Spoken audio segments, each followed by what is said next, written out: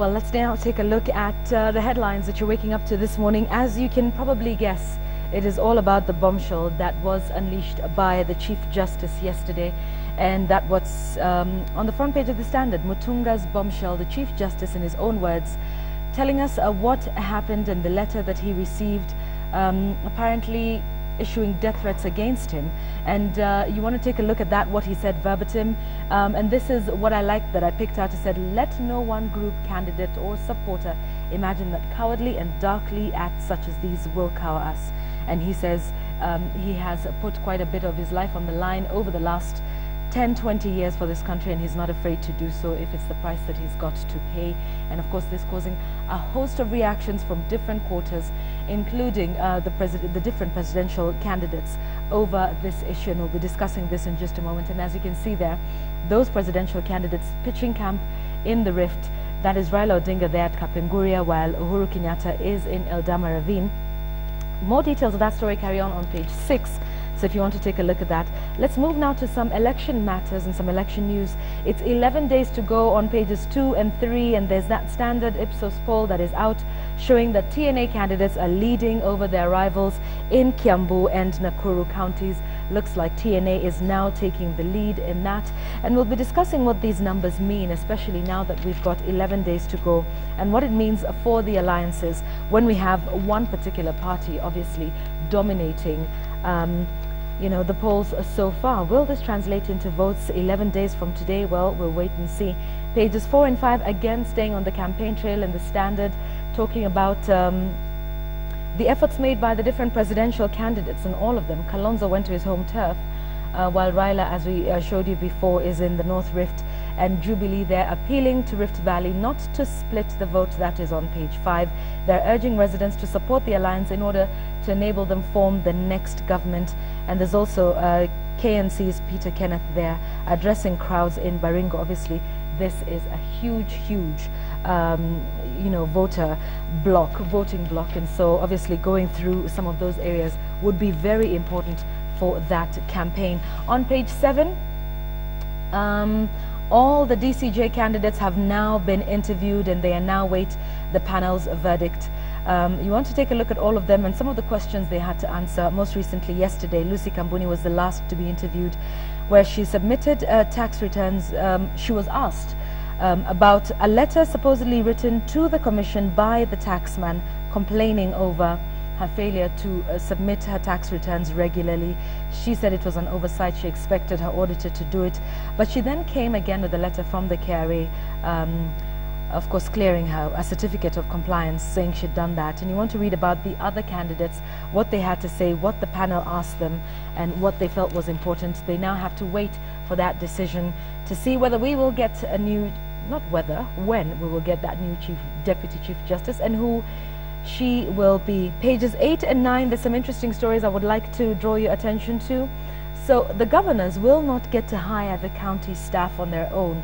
Now there's the County Public Service Board, which is yet to be established, and that will be the one that will be responsible for employing individuals in the county governments. Now this will not be done by the county governors, and the governors will not employ those workers until that Public Service Board of the county is in place. And this is according to Article 235 of the Constitution. Also, another small article there that you might want to note, this affects you directly. Kenyans will pay more for their power. This is according to the Kenya Power that has submitted an application for approval of new tariffs, which could see your power bills go up significantly for if you are an industrial or a domestic consumer. Either way, this will have some increases. Why do they want new tariffs? Well, they want to help raise funds for investment in electricity distribution network, but this will be open to the public for interpretation. So this should be interesting. The ERC Director General said, following the application, Kenya Power will host a public hearing on February the 25th, that is next week on Monday. So if you have something to say about that, do make sure you make your voice heard.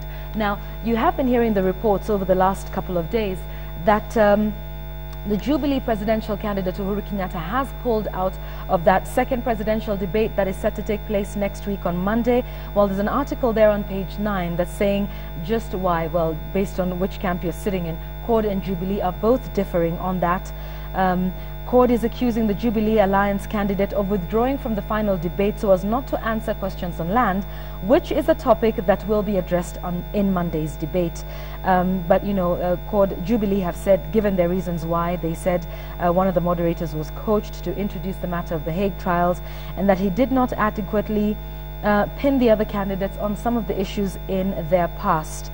But in a rejoinder, CORD claims Uhuru pulled out of the debate because land was one of the issues, and they say they are shocked that he has persistently evaded debate on that issue. So, and meanwhile, while that is happening and all of that debate is taking place, on page 10, former First Lady Mama Ngina Kenyatta wants a case challenging her ownership of 2 prime plots in Nakuru's CBD dismissed by the High Court. She's in court in battle over a certain piece of land, actually 2 pieces of land in the Nakuru CBD, so you want to read about that. Just following up on that land issue and what it is the Kenyatta family owns and doesn't own, whether these allegations are fair to post on that presidential candidate, well, we will see. Let's move to the Standard Extra now. Secrets of the conclave. Those 117 cardinals are set to be sequestered at the Sistine Chapel, the Vatican City, sometime next month to choose the next pope. The article on pages 2 to 4 highlights the contenders for the papal succession and just some of the facts regarding this, how it has been done in the past, and the cloud of secrecy that shrouds this process and why that is important. So a big election happening at the Vatican City as well, not just here in the country. So an interesting article there. Could it be an African who would be next there? Well, we'll wait and see. All right, let's quickly go through the Daily Nation before I bring in David Ohito to speak more about these issues. There's lots to talk about today. The Daily Nation, big leads in Senate and governor races.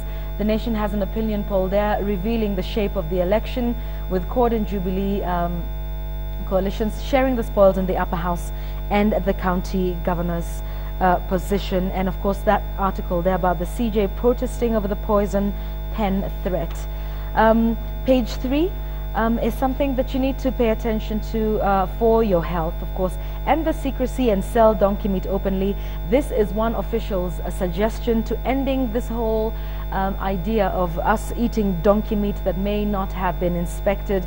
He says instead of banning donkey meat, perhaps if we would end the secrecy, have donkey meat go through inspection, it would end this black market sale of donkeys, particularly in cities and towns like Naivasha and Limuru on the outskirts of Nairobi.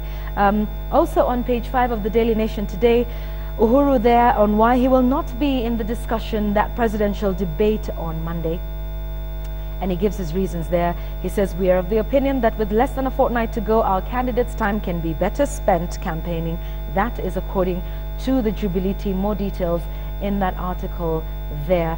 And you will remember yesterday there was that presidential debate that was organized by COTU, aiming to see what the presidential candidates have in store for workers. And the details of that and the outcome of that on page 6, candidates pledging to improve workers' lot. Now, there was a bit of controversy during this debate as to why Martha Karua left, and we'll be taking a look at that in a moment, what she said and what they said and what is being alleged in the media. The back page of the Daily Nation today, Uhuru lawyers are seeking to use phone evidence in the ICC trial. What do the lawyers want? What is their legal strategy? Defense teams will file submissions on how they want the trial conducted. More details there, the back page of the Daily Nation. Right, let's now take a look at the Star today. I am ready to die, says the Chief Justice Willie Mutunga. He says he's given most of his life to a better Kenya, and if taking his life is what will be required to consolidate and secure the democratic gains of this country, then that is a price he is willing to pay, or one he is not afraid to pay. Also an interesting one there, Mudavadi is denying that he will join the Jubilee coalition. He's denying reports that Amani coalition may quit in favor of Uhuru Kenyatta. He also condemned ODM for alleging that his candidacy helps the Jubilee Alliance. More on that political rhetoric as we have 11 days to go Now, this is the story I was telling you about on page 3. The Standard has that story. Karua storms out of Kotu TV debate. She had complained that she was not given enough time to explain her points, had been interrupted by the moderator asking her to wind up because the time was up. She says she had not been given sufficient time as compared to the other candidates. And according to this article, apparently, Martha Karua was unhappy with the presence of the Vice President, Kalonzo Musyoka. He was there representing the Prime Minister, who did not attend. Also to note, Uhuru Kenyatta did not attend either. And apparently, after she complained about not being given enough time, she sat down briefly and then walked out. So, did she storm out of the debate? This is up for discussion. On her Twitter handle yesterday, she says she did not storm out, and this was a prior arrangement with the organizers of the debate because she had to go to Kisii for her campaigns. Who's fooling who? Who's telling the truth here? David Ohito might have the answer to that. Finally, on page 4, the DCJ candidate Lucy Kambuni there during her interview yesterday for the position of the Deputy Chief Justice, and talking about that issue over her tax returns, why the commission, the KRA would write to the commission complaining about her not filing her tax returns, and why she then later showed up with a certificate of compliance. But read about that, and of course what it means for us as we move towards getting another new Deputy Chief Justice in the country. Right, so now David Ohito, who's our digital editor at The Standard, joins us to give us more perspective on that. Thank you for coming in. Let's start with, of course, what is on the front page of 2 dailies. The Star reporting that Mutunga says he is ready to die, which he said during that press conference yesterday. And of course, the front page of The Standard talking about that Mutunga bombshell. What do you make of this latest turn of events? It's a very absurd situation facing us as a country, that the judiciary, all of us have faith in today, can still have aspects of threats directed at them, and those directed at the very top office of the President of the Supreme Court and the Chief Justice, and really worrying. Everybody expected the judiciary to exercise independence without threats from any quarters, and it shows that we still have forces of impunity, of course, who have been against the changes Kenyans have been yearning for over the ages. This takes us back to 2007, when those that lost the election were asked to seek redress from the courts. They opted to go to the streets rather than to the courts because they claimed the courts were not free from interference and that the executive kept meddling in the affairs of the judiciary. What does this mean now when we hear an announcement like this, 11 days to go to the election, and with us hoping that, of course, there will be disputes that will arise from this election? I don't think there's any election that is smooth 100%, that all those who lose say, okay, I lost fair and square. What does this then say? Comparing now and 2007, these were the same allegations that were being made back then at just about this time. Well, I would want to say that between 2007 to date, 2013, there's a lot that has gone in the right direction in reforming our judiciary, hiring of new judges, sending home those judges found unsuitable. And we must know there are very many competing interests who are seeking to have control of judiciary. And I want to understand it in one way, that particularly control of the Supreme Court has been a very bitter war. You saw the rigors through which the judges went through. You know, very few Kenyans can stand that, and that has been blamed why we do not have very good judges for High Court, some of very good magistrates, because very few Kenyans are ready to go public and go through those rigors. That's being right. asked all questions of all manners, from your family to morality and even sexual orientation. Having said that, we have had a very good team, especially at the highest level of the judiciary, the Supreme Court, and we've had vetting of the Court of Appeal judges, and still ongoing for magistrates and judges. But there are forces who are still determined, who are living in the past, who really want to see that they have control. We are a very tribal country, and there are few people who have not been happy about the composition, say, of the Supreme Court, composition of the Court of Appeal. They're seeing our people or our community is not represented yes, in the judiciary? which should not be the case. What does this mean for the average Kenyan now? The judiciary has obviously been something. Forget even what happened in 2007, 2008, when it was deemed that the courts were not in a position to handle all these disputes. But just for the ordinary Mwananchi, even just going to the court system, the judicial system has been rather unfair. And I will say that without fear of contradiction. Cases take forever. Now when we see allegations like this that are being targeted at the Chief Justice himself, the head of the judiciary, what does that mean for the ordinary Kenyans in terms of believing that I will go with my little case to court where I feel I've been aggrieved, and I believe that that court will be free from interference if interference is happening at the highest levels? Well, I'd want to understand it that Kenyans should still have the very faith they've had in the judiciary since it was reformed under CJ, Dr. Willie Mutunga. And I'm very proud of Dr. Mutunga having come out to boldly say he's ready to put his life on the line to defend the judiciary and to defend what Kenyans have fought for over a very long time. If he was such a weak individual, we would have been seeing threats of I will resign unless my security is beefed up. But for him to come and stand in for the judges who have received threats, it's not only Mutunga who has received threats, there are other junior judges or officials of the judiciary who have been affected. But coupled with that is also the thin line of state interference. We are seeing junior immigration officer, who are still listening to forces who have refused to see change. You can stop, you have the audacity to stop the Chief Justice of the Republic of Kenya. Let's talk about what Kimemia is saying, that he is trying to, just bring down the government expenses. Do you buy that argument? I think one thing that is happening with Kimemia is biting too many. He is very lucky to have been head of civil service just because Francis Mutaura, his predecessor, ran into judicial problems with the ICC. But I think power has gone into his head. If you look at how the state, the executive has behaved in the couple of months that Kimemia has been in office, there leaves a lot to be desired. He's not shown that statesmanship.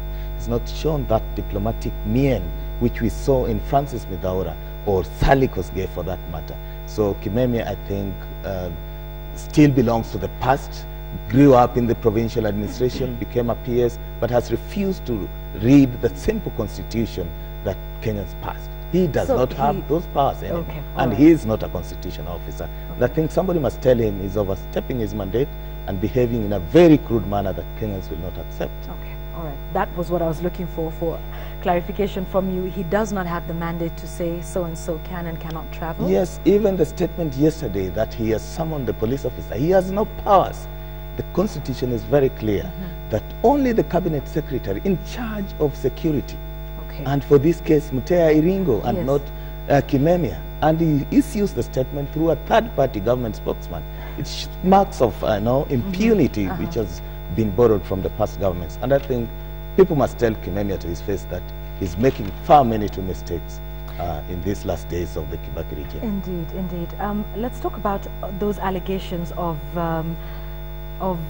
death threats against the Chief Justice. And of course, the Jubilee Alliance came out to say this has nothing to do with us, and in fact they have disagreed with the manner in which he said he put out the information. It was sort of sensational. Does this hurt them in any way? Not really. Was the allegation by the Chief Why are they Justice, so defensive? Thank you. The Chief Justice did not say, I have been threatened by Jubilee. He said he was threatened by Mungiki, according to the letter, as it was signed, over that case. Yes. When they come out and say, well, we have nothing to do with it. It leaves a lot to be desired. Why are they on defensive? They are also failing to realize that the constitution has changed, and they cannot challenge the CJ, for example, to make public such names. What they should have said is that we have an Inspector General in office who runs an independent office, independent of the government, independent of judiciary. Let him carry out investigations, and anybody found culpable should be facing the full force of the law. I would understand them. But to issue statements from public rallies that we challenge the CJ to name these people, we are not associated with it, only plays part in boiling the emotions and no, perhaps pointing fingers that they may have any relations with such people. Was it a foregone conclusion that it would come from the Jubilee, these threats? Was that a foregone conclusion? Because when they came out, I assume if he receives threats, particularly in that case, of course they would be the beneficiaries if that intimidation were to happen or to have gone through. But would it be right to assume necessarily because the intimidation was because of that case that it necessarily came from the Jubilee Alliance? I'd want to understand it in one way, yes. There are people who are so embedded who really trust the Jubilee coalition, and they may feel that such a case would go in the wrong way, and they might have done it without the goodwill, without contacting or without consulting the principles of Jubilee coalition. And that does not mean that Jubilee has a hand in any threats. What Jubilee and any other political party or coalition should be fighting for is that let us give time to police to investigate this matter. The Chief Justice has gone public and released the threats or say the threats that were targeted at him and judicial officers. Yes. And that is a very serious concern for every Kenyan, concern for the international community who are supporting reforms in the judiciary. And the best we can do is to allow police to fully investigate this matter. So by coming out and saying it wasn't us, it seems a little... They can go and tell the Inspector General and investigators that. Okay. Okay, not a public rally. All right, understood. What do you make of this rumors that are going around that Musalia Mudavadi may quit in favor of Uhuru Kenyatta? He has, of course, strongly denied it. That's on the front page of the Star. He said that is the handiwork of his rivals to create despondency amongst his supporters.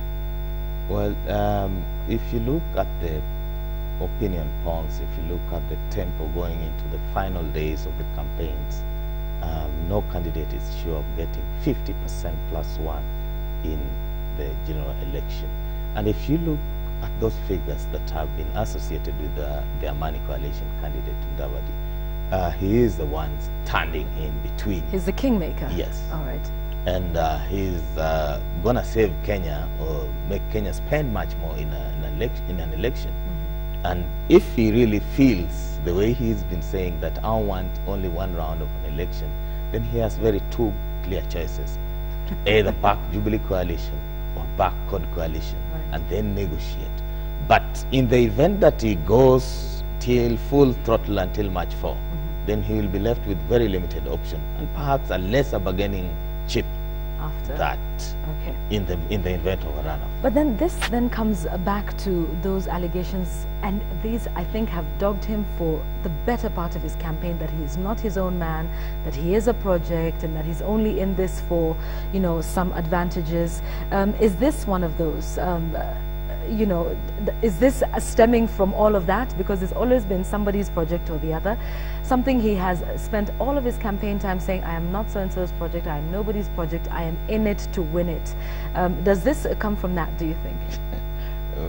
The best from him has been, I'm the safest pair of hands. Yes. I don't know which unsafe pair of hands he sees in the rest of the candidates. Maybe he's safe until that 5, 7, 8%. Right. But he should know that you need 50% plus one.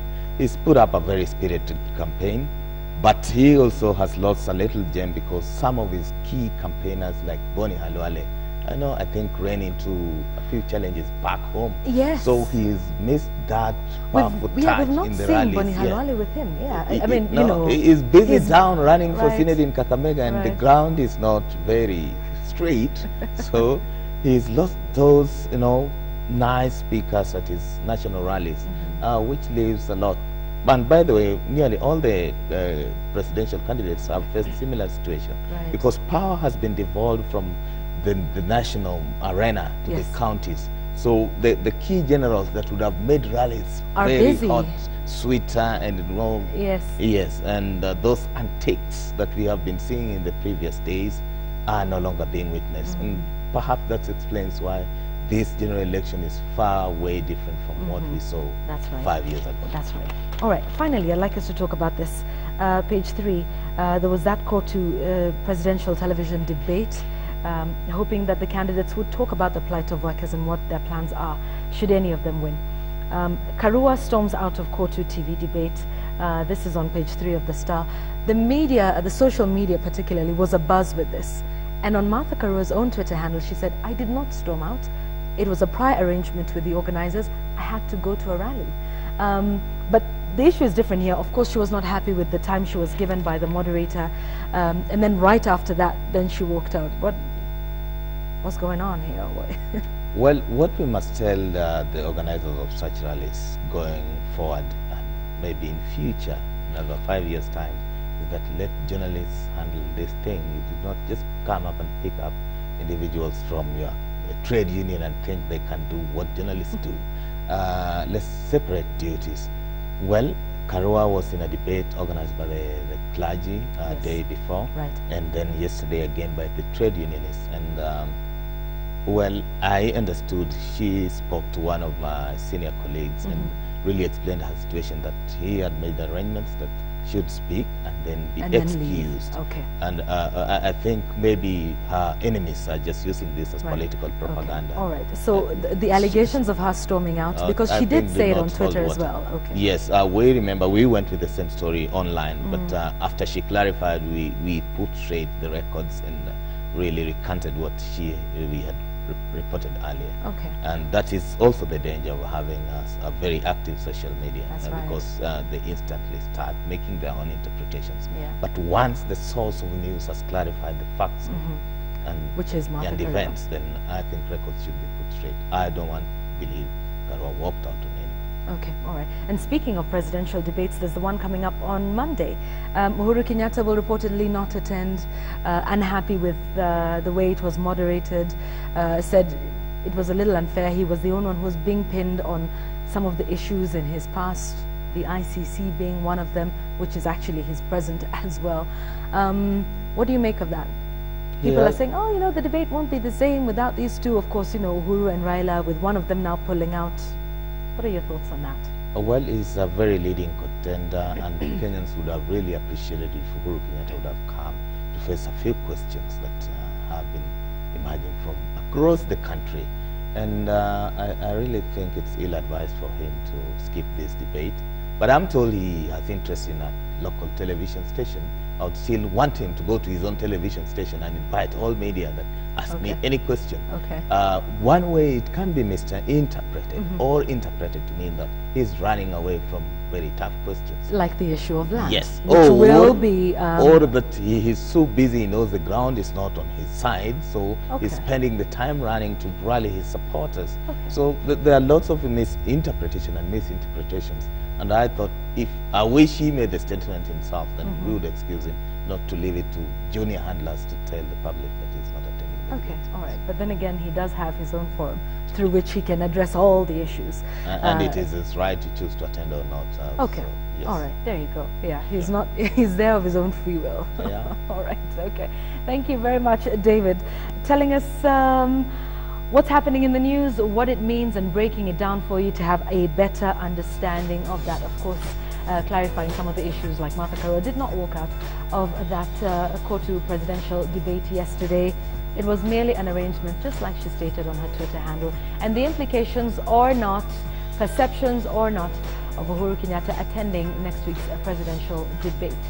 That's a look at the press review, our commentary, our analysis. It's about 10 minutes to 7 now. It's actually about 5 minutes to 7 by my watch. Let's take a short break now. We come back and let's just remind you of our question of the day today. We have been talking about urban planning.